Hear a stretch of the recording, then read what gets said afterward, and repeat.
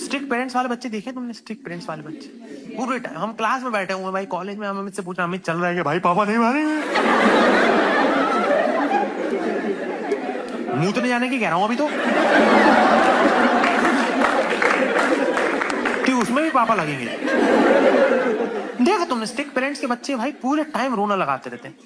ऊपर से strict parents के बच्चे एक मॉरल हाई ग्राउंड लेके रखते हैं कि जैसे उन्हीं के माँ बाप हैं। हम लोग कॉलेज में बैठे हुए क्लास में, मैं अमित से पूछ रहा हूँ, अमित भाई बियर पीने का प्लान बन रहा है, परसों चलेगा? भाई पापा रहेगा,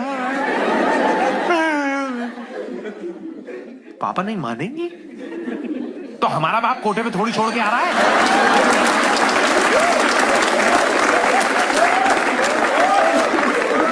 अबे हम भी तो झूठी बोल के चल रहे हैं ना